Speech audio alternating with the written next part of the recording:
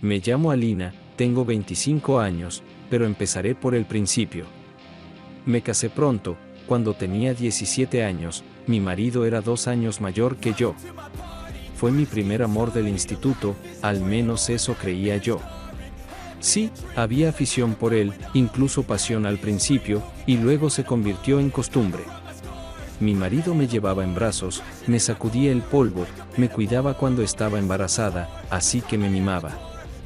Un año después de casarnos nació mi hija, yo no iba a la escuela ni trabajaba, y mi marido estudiaba y trabajaba.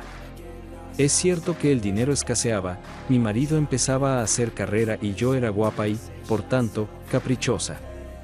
Aparte de cuidar del bebé, no hacía casi nada en casa, lo hacía mi madre y no le gustaba. Empecé a fastidiarme de todo, de la casa, de la familia y de mi marido. En total vivimos con él 5 años, y con esos años lo que sentía por él se enfrió completamente, aunque del hecho de que no le quiero, me di cuenta después del nacimiento de mi hija. Durante todo este tiempo le dejé que me amara.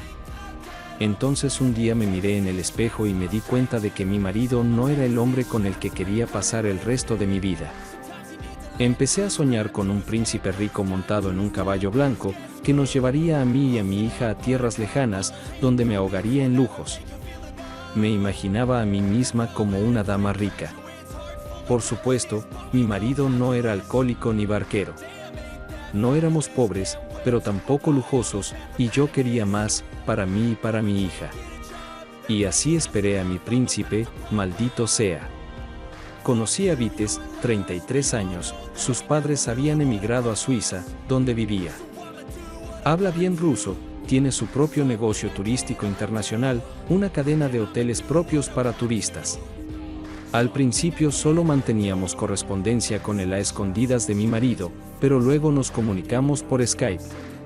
Yo era una madre cariñosa todo el tiempo, fingiendo ser una esposa cariñosa y tierna, a pesar de que el sexo con mi marido se había convertido en parte de la vida cotidiana. Al mismo tiempo, soñaba con mi príncipe, del que ya me había enamorado sin memoria y con una nueva vida de lujo. Y entonces llegó ese día tan esperado. Vites iba a venir a Rusia y visitar nuestra ciudad. Yo estaba en el 7º cielo. Lo único que me asustaba era la conversación que iba a tener con mi marido, porque él me quería. Vites llegó una semana después de comunicármelo.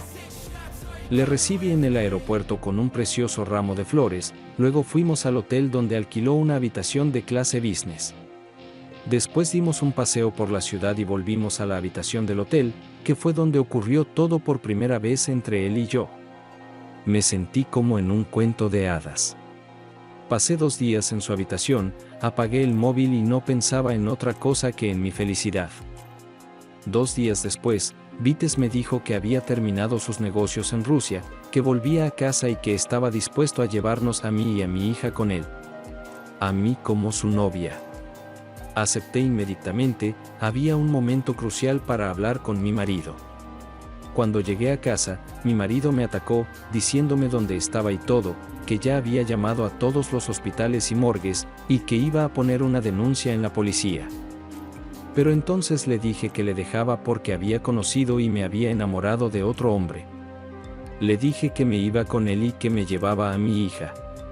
Cayó de rodillas y lloró y me suplicó que pensara, pero me pareció tan patético en ese momento. Le dije que no se humillara, que no se avergonzara, sino que aceptara las cosas como eran. Lo único que tenía que hacer era dar su consentimiento por escrito para que su hija se fuera al extranjero. Me dijo que si yo lo decidía, podía irme, pero que no me daría a su hija. Hice un berrinche, le llamé perdedor, que por culpa de sus estúpidos celos y su resentimiento privaba a su hija de un futuro brillante. Entonces empecé a convencerle de que no estaba privando a su hija, que ella podía venir con él de vacaciones y él podía venir a visitarnos, incluso estábamos dispuestos a pagarle el viaje, que no iba a privar a mi hija de su propio padre. Se hablarían por Skype todos los días, pero mi marido era reacio. Volví con Vites y le conté todo entre lágrimas. Vites se apresuró a consolarme y me ofreció ir, pero sin mi hija, a mirar a mi alrededor, a vivir con él un par de meses, y luego volver y divorciarnos, y entonces encontraremos la manera de llevarnos a mi hija. Si es necesario, le daremos dinero a su marido, y si no está de acuerdo, encontraremos otra manera de hacerlo sin su consentimiento. Esto es Rusia, donde todo se compra y se vende, hasta las elecciones en el país. Sobornaremos a alguien y se le privará de sus derechos paternos si se interpone. En ese caso nunca volverá a ver a su hija. Ya se nos ocurrirá algo. Le dije que tenía que empaquetar mis cosas, a lo que me contestó riéndose que solo debía llevarme mis documentos, y en cuanto a las cosas, él me las compraría a mi llegada, lo que yo quisiera. Cosas viejas para que se las deje aquí junto con mi antigua vida a mi marido como recuerdo. Que las mire y recuerde a la mujer que perdió. Estas palabras me hicieron sentir por primera vez un remordimiento de conciencia, porque mi marido no era culpable de nada. Cuando volví a casa a por mis documentos, empecé a persuadir de nuevo a mi marido para que dejara que mi hija se fuera conmigo. Le dije que millones de personas se conocen y se separan. Admití que sí, que estaba siendo mala con él. Incluso le pedí perdón, pero no hay necesidad de privar a mi hija de una vida mejor por un resentimiento innecesario. Pero él no quiso escucharme. Empezó a hablar de nuevo de pensar, dijo que había sido un borrón y que estaba dispuesto a perdonármelo todo. Pero ya no me importaba. Le dije que volvería y que continuaríamos la conversación en el juzgado. Justo antes de irnos, Vites me dijo que teníamos que pasar por su hotel en Turquía de camino. Habían surgido algunos imprevistos, solo por un día, para arreglar algunos trámites, y desde allí volaríamos a Suiza, y al mismo tiempo nos relajaríamos. Me alegré. En Turquía nos registramos en el hotel, nos recibieron y nos llevaron a nuestra habitación, su habitación privada, según me dijo, con champán y un desayuno ligero. Abrió una botella, sirvió copas y dijo, por una nueva vida. Después del champán me sentí mal, se me nadaban los ojos y me desmayé. Ese fue el final de mi cuento de hadas y el principio de una auténtica película de terror. Me desperté en una habitación sin ventanas, completamente desnuda en el suelo, sin mi teléfono ni mis documentos. Al cabo de un rato, entraron 3 tipos de nacionalidad eslava y me felicitaron por mi llegada. Empecé a gritar y protestar, llamando a Vites, y me dijeron que no conocían a ningún Vites y que ahora yo era de su propiedad. Entonces me golpearon y abusaron de mí. Esto duró 2 días, en los que me tuvieron en esta celda completamente desnudo, golpeándome, maltratándome, apuñalándome con alguna porquería. Todavía tenía una mala percepción de la realidad de lo que estaba pasando. Al principio pensé que era solo una pesadilla. Y luego que había muerto y me había ido al infierno. Pero estaba equivocado. Era solo un honor, y el verdadero infierno me esperaba más adelante. Estos tipos entraron y me llevaron a la ducha, me hicieron ducharme, luego me echaron algo de ropa y me exigieron que me vistiera. Luego me llevaron a una habitación donde estaba sentado un hombre de unos 45-50 años de etnia sureña y me informó de que a partir de ese momento yo era carne, que mi vida estaba en sus manos y que a partir de ese día trabajaba para él. Me preguntó si tenía idea de para quién trabajaba. Más tarde supe que ese mismo Vites, o como se llamara, formaba parte de un grupo de correos que entregan chicas guapas para la prostitución, no solo de Rusia, sino también de Bielorrusia, Moldavia, Polonia, República Checa y otros países.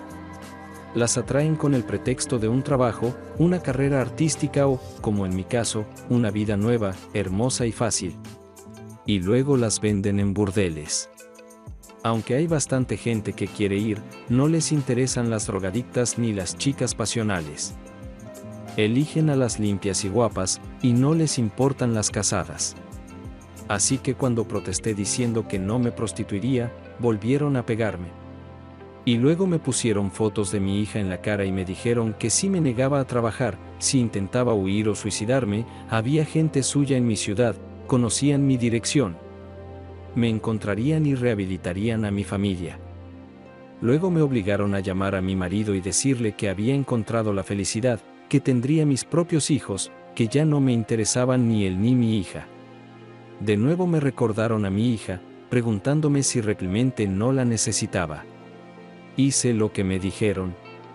Mi marido me dijo que no volviera a llamar y que olvidara el número de una vez por todas.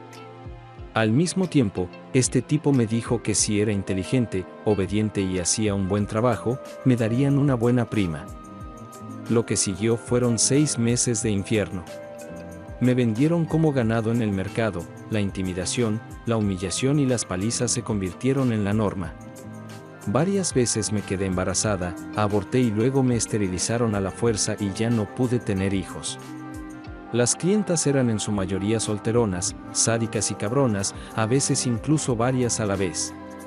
Me dolía y me daba asco pensar en ello. Al cabo de 1 año y medio conseguí separarme, gracias a la casualidad.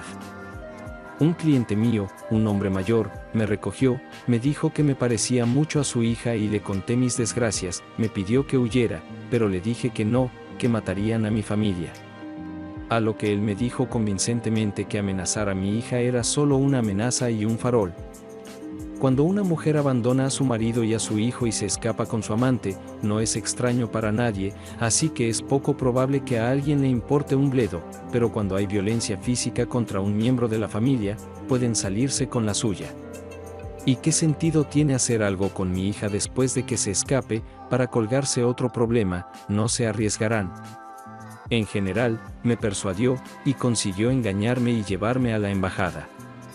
Y como descubrí en el acto, este hombre era un oficial de reserva de los servicios secretos ucranianos, y comenzó su carrera en el KGB soviético.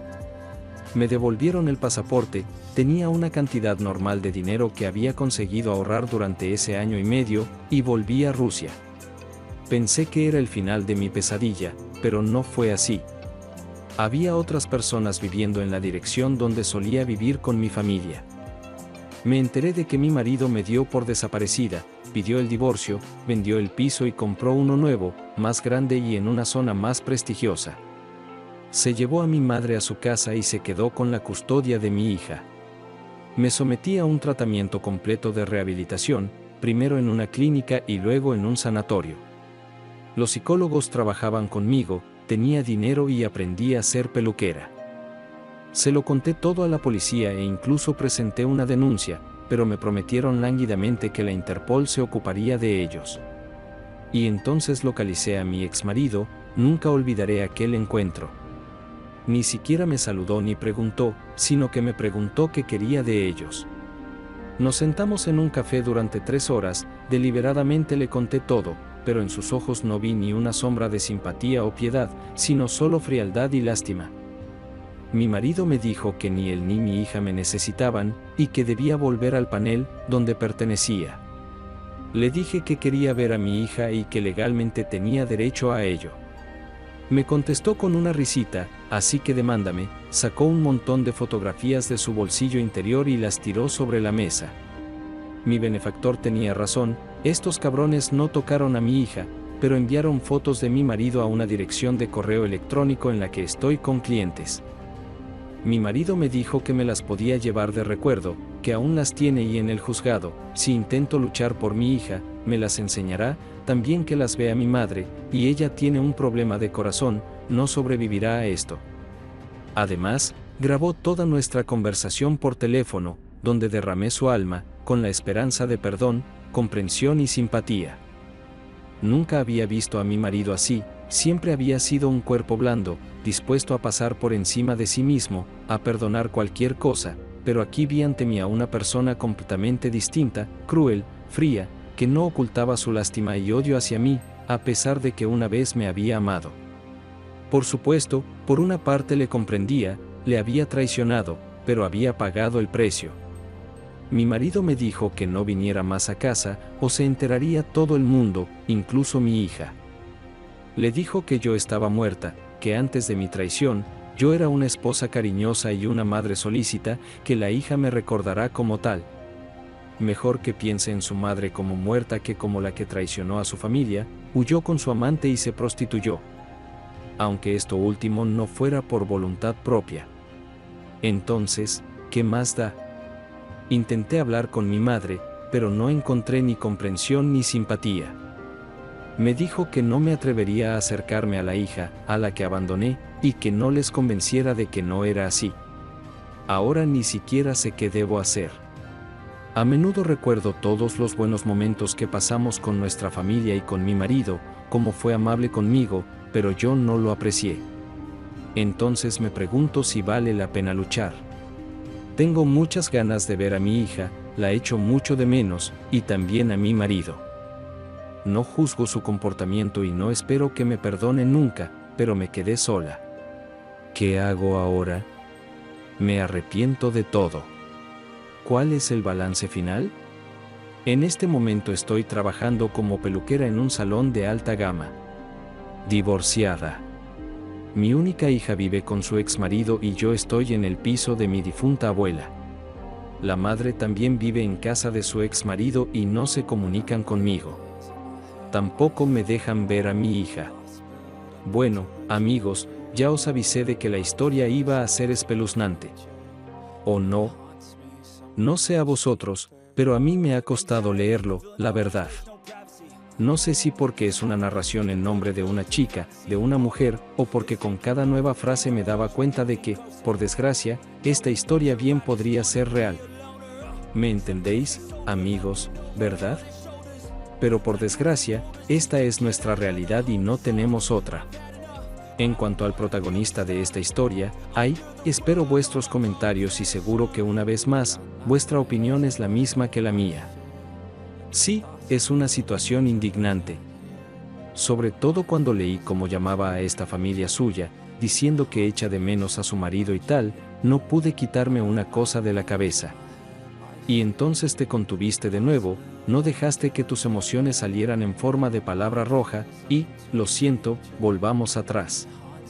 Así que eso es lo que estabas pensando, por favor dime, cuando te fuiste a una vida mejor, qué lujo, qué vida mejor para ti y tu hija, por supuesto. Excepto que estoy seguro que ninguno de nosotros, ni yo, ni los oyentes, ni los suscriptores, nadie lo creería. ¿Qué marido, qué madre, qué parientes, si se quedaron allí, algún amigo común, porque seamos sinceros? Fuiste allí pensando solo en ti. Si no, ¿cómo ibas a dejar a tu hija? Vale, al diablo con el marido. Bueno, hay cientos o incluso miles de historias así, solo aquí en el canal hemos oído un centenar, ¿no? Pero, ¿en qué estabas pensando cuando dejaste a una niña que quiere a su madre sola en el campo? Ese es un momento que no te perdonaría. Siento que nos tuteemos, pero no creo que te ofendas.